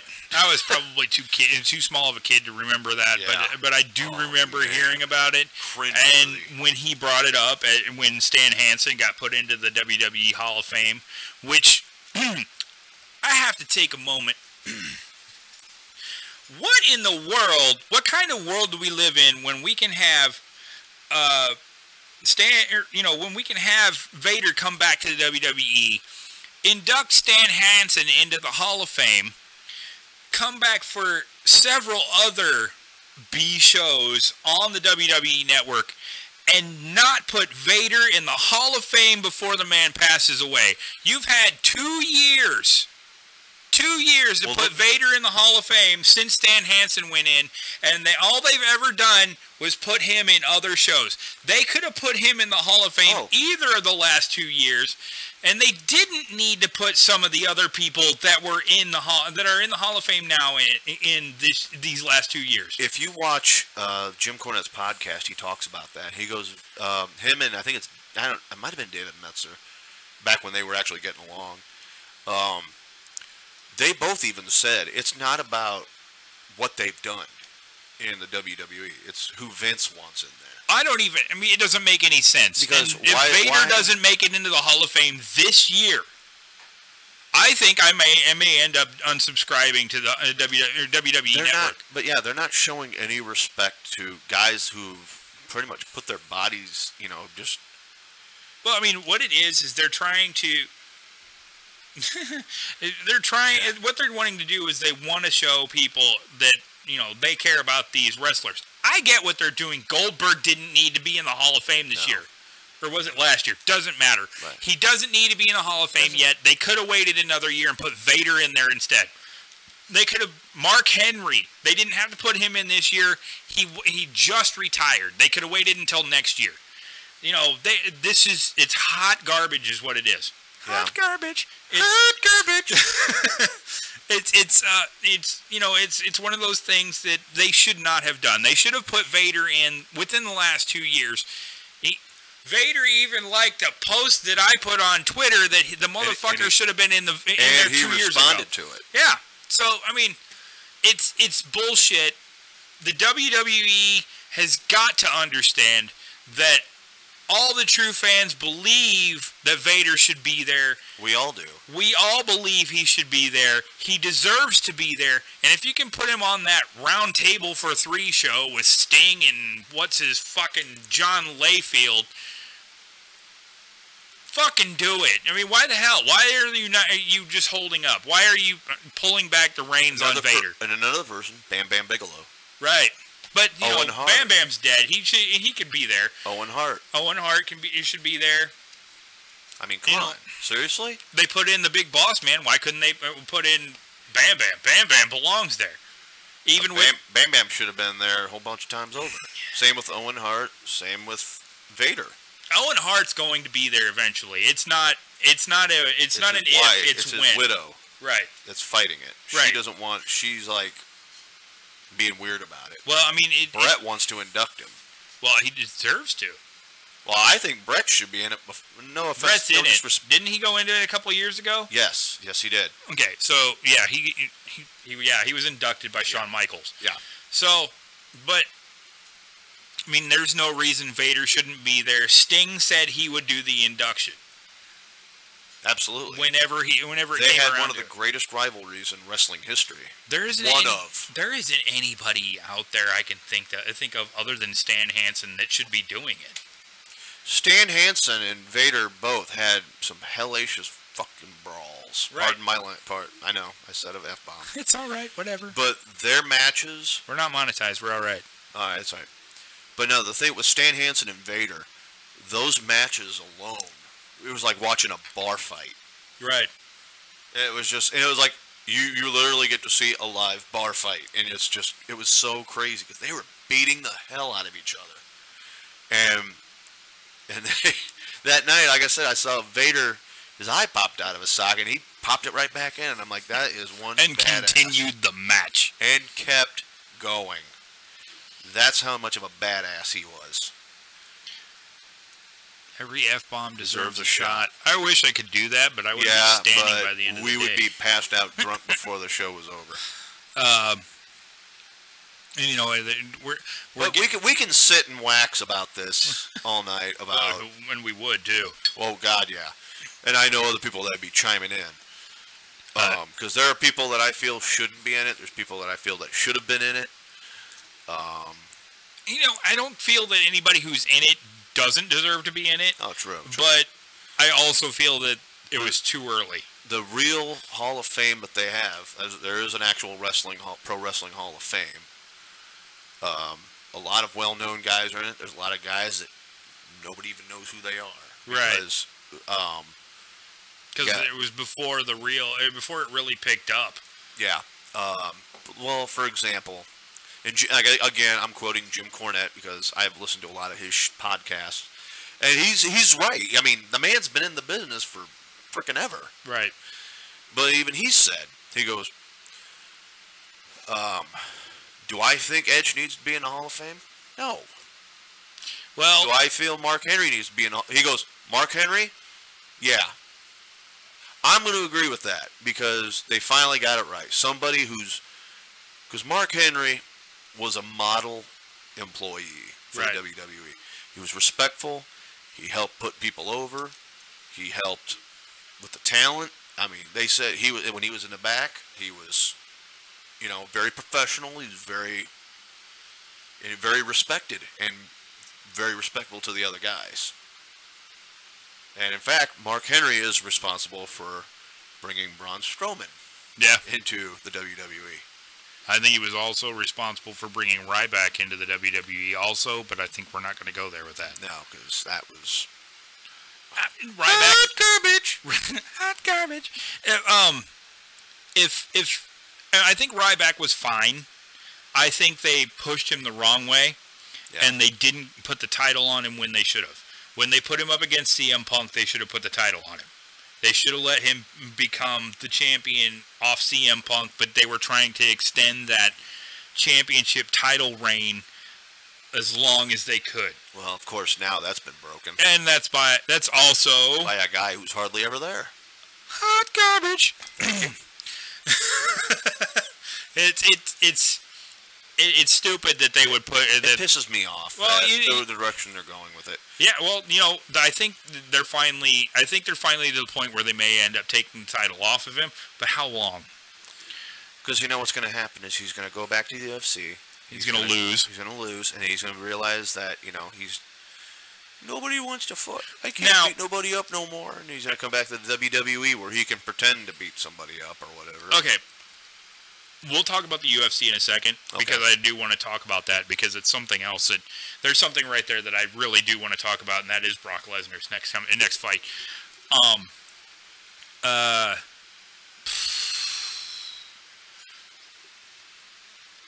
I would like to see the WWE put the strap on Braun Strowman. Absolutely. They need to put the strap on Braun Strowman, but I don't want to see it as a Money in the Bank cash in. No. What I'd like to see it be, rather than, Roman Reigns finally beats Brock Lesnar and Braun Strowman comes out and cashes in. I don't want to see that again. What I want to see is Roman Reigns loses the match. The next following night, Brock Lesnar comes out. Fucking Paul Heyman does his "I told you so" bullshit. Braun Strowman comes out, beats Brock Lesnar in the middle of the fucking ring, and wins the title. Now, I like where you went with that. I do. Right. But here's the thing with that. All right. They'll end up overshadowing it. With what? Another boring ass Jinder Mahal versus Roman Reigns match. I'm serious. Have you seen the videos that they were that people were filming? No. When that match was going on, there's people walking away. They're leaving. Right. People are getting tired of seeing the same shit. Now, personally, I like Jinder Mahal, but the reason why I like Jinder Mahal is he reminds me of Edge when he was the antagonist in the WWE, when he was the ultimate opportunist, when he came out and he would just win an opportunity. I just think he's boring. The thing about Jinder Mahal is if they can get him not to have the edgeheads, if we can stop having these threesomes, we'd be all right. Because we don't need... If we could just have Jinder Mahal come out and be Jinder Mahal and win, as opposed to be Jinder Mahal, have somebody else help, and Jinder wins. It's just one of those things. If they could just have Jinder Mahal win, he's a solid antagonist for the WWE. He's a solid heel. And the thing that I'm loving right now is the return of Drew McIntyre. No. Yes. Him and Dolph Ziggler, it's just... No. Diesel and Shawn Michaels. Yes, I know, I said that. I've said that too. But what I'm seeing here is when Drew McIntyre... Because Drew McIntyre won't, blow out his quad every time he turns the corner. when you said that just now, Kevin Nash just tore his quad. When Drew McIntyre finally gets around to it and stops being a heel and becomes a face, like he did right before Kelly left the WWE. You remember that at all? That was when Drew McIntyre started to become a heel, or not to become a heel, become a face, and then they dropped it. Kelly left the WWE, and then he just fell into obscurity after that. Became part of the three-man band or whatever the fuck it was. He fell into obscurity. He became... I'm still surprised that Heath Slater is still wrestling. I got kids! No one cares. And the thing about that though is I think it's more that Rhino is taking him under his wing, and he's finally getting somewhere with Rhino. But you know, I think when Drew McIntyre finally gets out from under Dolph Ziggler, who I don't know. I think they're going year by year with his contract now instead of having him be there for. What are they? What exactly are they trying to do with Dolph Ziggler? I don't know. Whatever it is, it's failing. It's horrible. It's horrible, but he's got Drew McIntyre now. And Drew McIntyre is a true badass. What I want to see is him and fucking Sheamus become a tag team. Or him, Sheamus, and Cesaro continuing the bar, but raising it. You know what I mean? It can be done. I think Drew McIntyre has potential. I thought Drew McIntyre had potential before. I think Drew McIntyre is one of those wrestlers that has the potential to move on. He became one of my favorite wrestlers the last time around, and then they made him a mid-card wrestler, which really pissed me off. Yeah, computer's froze again. Oh no. No, it's not. You're good. Okay. It looks like I'm giving you the finger, but I'm not. You were. Maybe a little. A little. Anyway. Anyway. All right, that's enough wrestling for one night, I I guess. guess what we should really do, load disk space, important updates. Whatever. My computer's being dumb. Oh no, not this just made me think of. I started laughing. My son didn't get it. He just bought a Xbox One. Okay. And he's got the Rocket League game, which is really fun. I played it with him a couple times. Yeah, Aiden loves that too. Yeah, it's fun. There is you can buy. I don't know if you can earn it or you can unlock it or whatever, but they have as an attachment for your car, Mr. Poopy Butthole. Yep. And I'm just going. Gage has Mr. Poopy Butthole. Logan literally looked at me and goes, "Dad, who is that?" I said, "You really want to know?" And he goes, "Yeah." He goes, "That's Mr. Poopy Butthole." And he went, "Huh?" For all of you who don't know who Mr. Poopy Butthole is, he's a character on Rick and Morty. Again, Cartoon Network. Check it out. Love it. I got caught up. One of my favorite shows. Oh God, it's hilarious. I can't wait. They got the new season coming out soon. Yes. I cannot wait. I'm a pickle. Look at me, Morty. I'm a pickle. Yeah. Turn myself into a pickle. I'm Pickle Rick. You see people doing this every day? No, because I turned myself into a pickle. Yeah. So. Hey, everybody. Okay, so let's move on to what we started off the show with, and that was the death of Vinnie Paul. Vinnie Paul. Yeah. So, I mean, I know we got 18 minutes until we take the break over to Facebook. So, for all of you out there who aren't regular viewers of the podcast, at the 9 o'clock hour for us, or 2 hours in, whatever, it doesn't matter. That's when we switch over from YouTube to Facebook. We take a half-hour break, and we come back at about 9:30. And on Facebook, and that's our hangout time with you. We get to hang out, and we'll talk to you. You can send your... Excuse me, I got a fucking bug. Got a bug! Anyway. What the hell was that? Anyway. Yeah. There's my Shaggy Two-Dope. Get the fuck off me, bug! Fuck off me! Anyway, that's when we switch over to Facebook, and we hang out with you. That's our hangout time. Talk to you guys. Talk to you guys. Any questions you may have, any bullshit you want to talk about. Sorry, I'm cursing again. I'm seeing a pattern here. 2.5 beers in, I'm good. Anyway, that's when we sit and chat with you guys. If you guys have anything you want to talk about, you can talk about my F-bomb dropping and how I've got a problem, or my alcoholism, or you don't go to meetings. No, but whatever. I'm a drunk, not an alcoholic.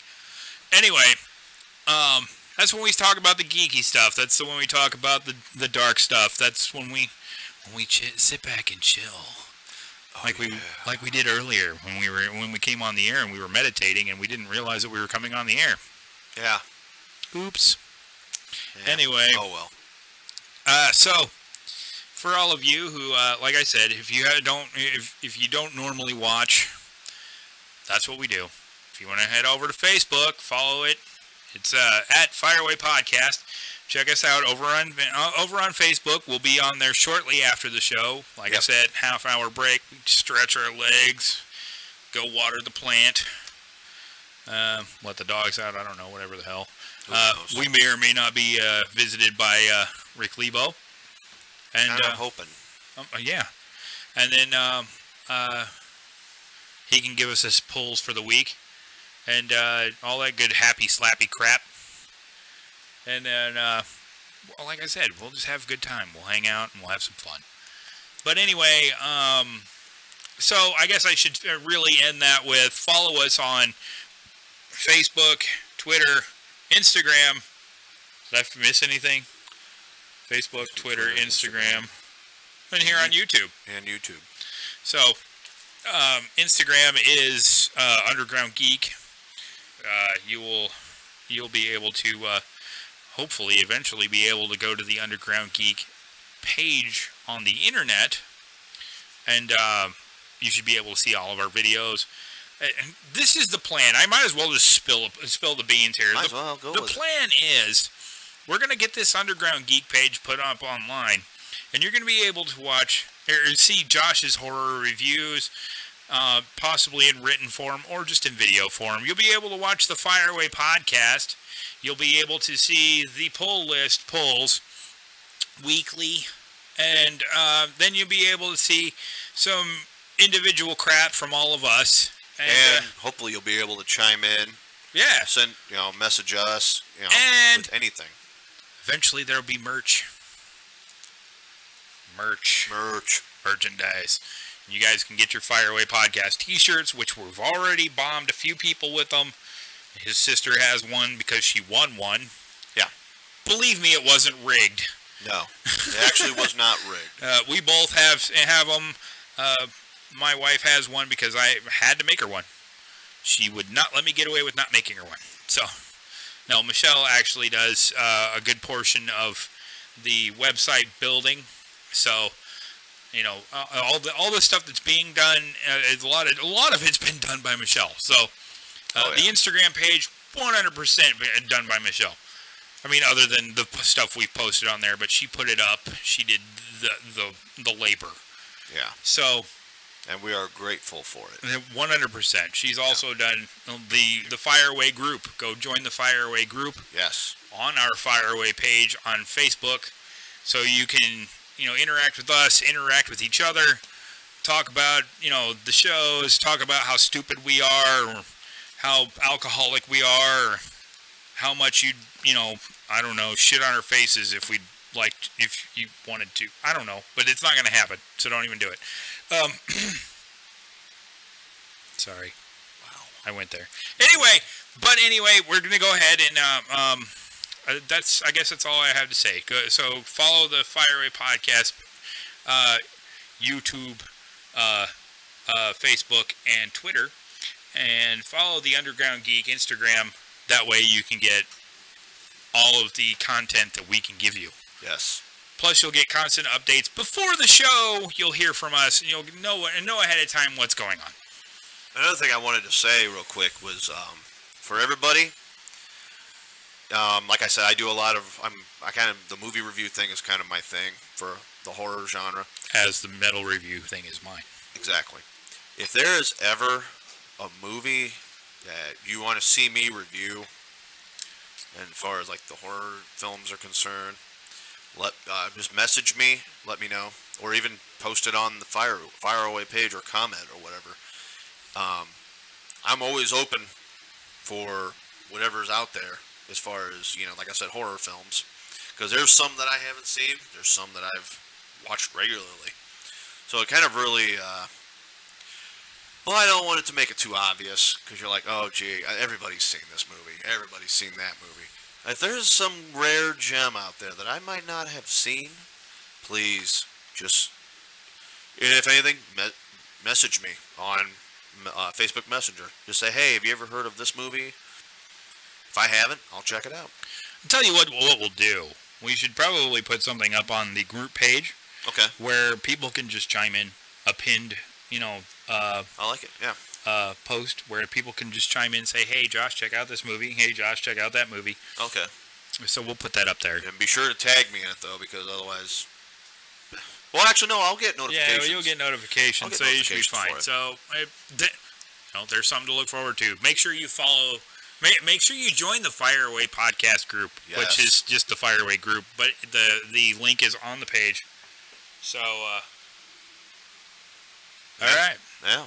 So, anyway, we're going to go ahead and talk about Vinnie Paul and get that, I'm not going to say out of the way because it's not something that really should be pushed to the side. So it really surprised me when I got the notification.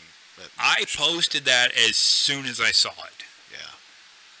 I remember seeing Pantera for the first time and just being blown away by, Vinny, Dime, Rex, and Phil.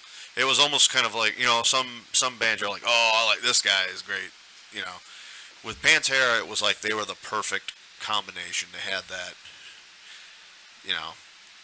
that sound that I really grew to love, from the very beginning. Back when I first heard, because the first Pantera album I ever heard was Vulgar Display of Power.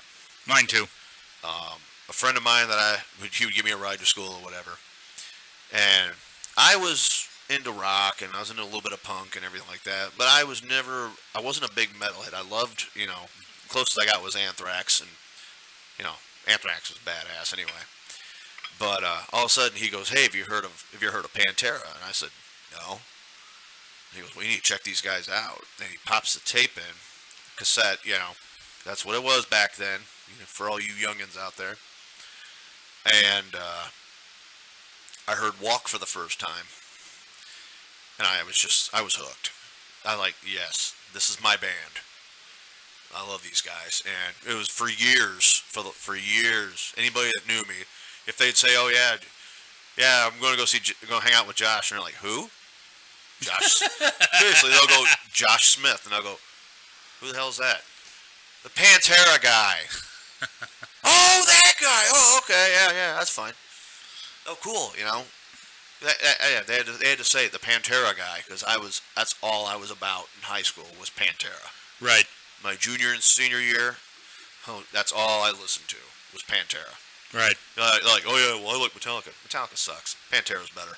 Yeah, right. That was my attitude. I was so loyal to them that I've been like piss on the rest of them. Dude, I remember there were times when you and me were driving up the interstate and and heading over to Iowa, and we'd be like jamming out to Pantera, Great Southern Trendkill, and we'd be wailing out Suicide Note. Yeah, I remember that. That was some good shit right there. That was. But no, there were. I've seen Pantera a total of 6 times. Huh. And they got better every time. Yeah, I never got the opportunity to see Pantera. I mean, I guess there was the one opportunity that was recent, but that was the end of it, and that was the last time that they were here. So that was like the end of it for me. I didn't get to see them at Ozfest or any of that. I remember being 16 or 17, seeing them at Palmer Auditorium right before they stopped having concerts there. But I remember Typo Negative was supposed to open up for them, but Peter Steele's father was dying. Right. So they ended up bringing some other band in. I don't even remember who the hell they were.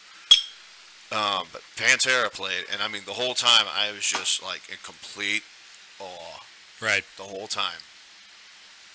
And to me, they kind of defined the 90s as far as metal.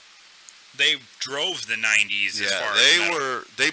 They brought metal to the forefront. And just think of all the bands that they opened for and then turned around and ended up, having those bands open for them. Anthrax, Metallica. Yep. Well, I mean, I don't think they ever had Metallica open for them, but still. They were a flagship band. Right. You know, I don't know if Slayer ever opened for them either, but all the great, I mean, Skid Row was one of them that they opened for and then ended up having open for them. They were Sebastian Bach himself. Yeah. Same with White Zombie. White Zombie, yeah, definitely. Marilyn Manson opened for them once. Yeah. Wow. I mean, Black Label Society several times went on tour with them. I don't know if they just switched back and forth opening or. That's good. I don't remember. I know with White Zombie they did it back and forth. Right. They do like a few shows where Zombie was the headliner, and then they do a few shows where Pantera was the headliner. I got to see the one where Pantera was the headliner. Anthrax is the most notable of all of them. I know. Lately, I've had a hard-on for Anthrax. I get it. They're great. But they're an awesome band, and they've done this with Pantera. Pantera opened for them, and then eventually it turned around, and they had Anthrax open for them. Returned the favor. Right, and it's. I guess where I really want to go with this is, for me, when it came to Pantera was the cornerstone of the 90s metal movement. Yes, they are dominant. They were the dominant band. When it came to heavy metal, everybody had to follow Pantera. Pretty much. And there aren't many bands who can do that, and there's only one band right now that I know of that can pick up that flag and run with it, and that's Lamb of God. You know what? I will agree with you on that. I think Lamb of God's picked up the flag and ran with it because I mean, don't get me wrong, Slayer is still holding strong. Oh yeah. But just until the end of this tour. Pretty much. And I think Lamb of God, without even trying, and I think I've talked to you about this before, and I'm going to bring it up now. What really pissed me off for the longest time was when Pantera broke up. All of a sudden, all these bands were coming out of the woodwork trying to be the next Pantera. Right. And it pissed me off because these guys, they were literally copycats. Right. And all I could say to myself is, guys, just stop. Stop. Yeah. Why? I don't Five Finger Death Punch is a prime example. I hate Five Finger Death Punch. I think that they are Pantera wannabes. That they look like they're Hot Topic employees. Yeah. No, I mean Five Finger Death Punch to me isn't even metal. I mean it's that hard rock metal. That whiny, like, dude. No, it's fine. He's a good singer. I'll give him credit. He's a good singer. The rest of it is hot garbage. Hot garbage. It's just, you know, it's I don't know. I don't like all of Five Fingers albums. The latest one is terrible. Oh God, it's terrible. It's like a drunken fall over album. I'm sorry. Another band that was doing it for a while. They stopped doing it finally. It was Throwdown. Oh yeah. I'm trying to think. What was that? I had two of the Venom and Tears, and then the one after that. Right. It was just like, oh my God, guys, you're not. It's like they were trying to be the hardcore version of Pantera. Quickly, we have 3 minutes. Okay. What I'm gonna say now is that was what pissed me off the most, like in the 2000s, because all of us, like in the mid to late 2000s, like to now, it's like everybody they're trying to do it. But I think without trying, Lamb of God can really take that. Lamb of God could just pick up the flag and keep moving. Keep moving. Because once Slayer's gone, and once Anthrax and Pantera's gone. Pantera's done. Anthrax is already opening for him. Yeah. So what really can happen here is if it were to if you want to put it in football, it's nobody's there to catch the ball. So as soon as Lamb of God picks up the ball, they can start running with it. Yeah. And once that happens, Lamb of God can be the top metal band out there. Easily. I agree. And on that note, oops, crap. We're going to go ahead and, I guess, draw it to a close. But what I want to say really quickly about Vinnie Paul is he's the man who made me want to play drums. So, I guess, rest in peace, Vinnie Paul. Rest in peace. I'll continue on playing drums for you. Of course, I'm never going to be as good. And as far as iconic drummers go, Vinnie Paul is right up there with Peter Criss and every other great drummer out there. I said Peter Criss because Kiss was the very first band that popped up into mind. For me, John Bonham. Right. Dave Lombardo. Dave Lombardo is a fantastic drummer, but on top of all that, Vinnie Paul, right there at the top. Oh, yeah. So, Fireway Podcast fans, Fireway family. Anyway, for all of you watching now, we will be back. This is our break time. Yep. So, from at 9:30, catch us over on Facebook. All right? We'll be back. So, if you haven't already, follow the Facebook page, follow the Twitter page, follow obviously the YouTube page, and go over to Instagram, follow Underground Geek, and can't forget, go over there and follow the Polish Nerd Forum. That's our good buddy Rick Lebo. Hopefully he'll be on in the next hangout session. Hopefully soon. Right. I guess he just got done at the dealership or whatever. But anyway, thanks for joining us tonight and listening to us ramble. If you aren't going to go over the Facebook page, thanks for joining us. And what can I say? We love you guys. And from Josh, what do you got to say? Well, just keep watching. Hit the subscribe button on YouTube.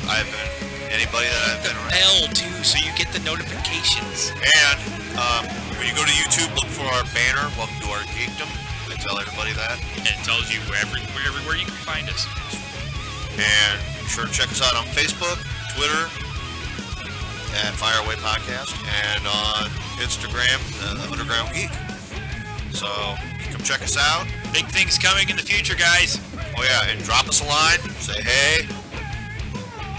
What we can do, what you like about the show, what we can do to possibly add to it. Right. Whatever, we're open to suggestions. So, we'll see you in a half an hour on Facebook. Stay geeky, my friends, and stay creepy. All right. Later, everybody. Later on.